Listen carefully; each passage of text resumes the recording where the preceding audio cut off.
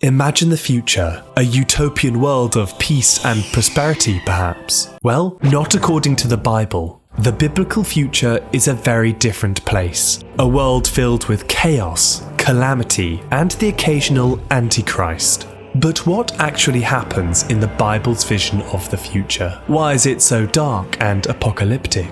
In the Bible, there are 5 major predictions about our future, 5 biblical prophecies that remain unfulfilled. And in this video, I'll show you what they are. This is the future according to the Bible. Prophecy 1. The return of Jesus. One prediction the Bible makes is that Jesus will return. And no, I'm not talking about the Easter story, where Jesus rose from the dead after his crucifixion. The Bible says Jesus is set to return again sometime in the future, in an event known as the Second Coming. Throughout the New Testament, there are multiple references hinting at Jesus' return, but probably the most detailed is in the Gospel of Matthew, where it's described as a pretty spectacular event. When the Son of Man comes in his glory and all the angels with him, then he will sit on the throne of his glory. All the nations will be gathered before him, and he will separate people one from another as a shepherd separates the sheep from the goats. In the Bible, there are a number of texts that describe Jesus returning to judge the souls of the living and the dead, an event known as the Last Judgment. Christ's return is a key theme in Christian theology, but also in Christian art. Perhaps the most famous depiction is Michelangelo's fresco in the Sistine Chapel. At the centre stands Jesus, dividing the righteous who ascend to heaven from the sinners who are cast into hell. It's an apocalyptic prophecy, but when exactly does the Bible say this will happen? Well, it's purposefully left unanswered. Because the Bible doesn't say when Jesus is scheduled to return, Christians over the centuries have lived with the assumption that it could happen in their lifetime. And that brings us to today. The first major prophecy in the Bible still remains unfulfilled. But there's still time, of course. After all, before any of that happens, other events must unfold first. Prophecy 2. The Great Tribulation. The Bible's next vision of the future is when things start to get bad. Before the Second Coming, the Bible says the earth must descend into a period of turmoil, an event known as the Great Tribulation.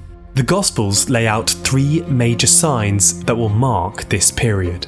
Warfare. Wars will increase across the world. People will hear whispers of conflict in distant lands. Disasters. Earthquakes will begin and famines will become more common. Persecution of Christians. Jesus' followers will be hunted. Many will fall away, deceived by false prophets and manipulators.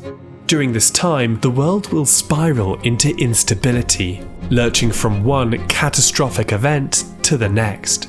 Other biblical texts expand on the Great Tribulation. Paul's letters describe a society in decline, where runaway greed, moral corruption, and selfishness run rampant. And while all of this sounds bad, and it is, war, disasters, and civilizational collapse have always been unfortunate features throughout human history, from the devastating Black Death to the horrors of the world wars. Earth can be a scary place, and yet, somehow, humanity has pulled through. In any case, the Bible predicts the future will be dangerous, but this is a sign that Jesus is about to return. But before then, things are set to get a whole lot worse. Prophecy 3. The Rise of the Antichrist. Throughout the Bible, there are mentions of a mysterious figure known as the Antichrist. There are warnings about people who will use their power to deceive others. Perhaps the most graphic description of this Antichrist comes from the book of Revelation. Known simply as the Beast, it is described as follows. It had 10 horns and 7 heads, with 10 crowns on its horns, and on each head a blasphemous name. The beast I saw resembled a leopard, but had feet like those of a bear, and a mouth like that of a lion. Despite its obviously monstrous appearance, this multi-headed creature will somehow charm the masses. Alongside the beast comes an ugly sidekick, a creature resembling a lamb, but with far more horns, known as the false prophet. This creature will enforce loyalty to the beast and make people pledge their allegiance by wearing the mark of the beast, the infamous number 666. It's a disturbing vision of the future, but biblical scholars believe these descriptions are not meant to be taken literally. Instead, they are symbolic, meant to represent oppressive empires and systems that oppose God. It's heavy stuff for sure, but we're by no means done. 2 more remain, and it's here where predictions start to get far more specific. Prophecy 4. The Third Temple. In the Bible, there was once a building known as the Temple, which was at the centre of the religion of ancient Israel. The first temple was destroyed by the Babylonians, then rebuilt, and then destroyed again by the Romans in 70 AD. However, according to prophecy, a third temple is supposed to be built, one far grander than anything that has come before. In the Old Testament book of Ezekiel, the prophet envisions a massive, intricately detailed structure and outlines the exact proportions of a giant temple, one that to this day has never been built. Today, the possible construction of a third Jewish temple remains a deeply controversial topic. The site of the original temple in Jerusalem is now home to the Dome of the Rock, a beautiful Islamic shrine.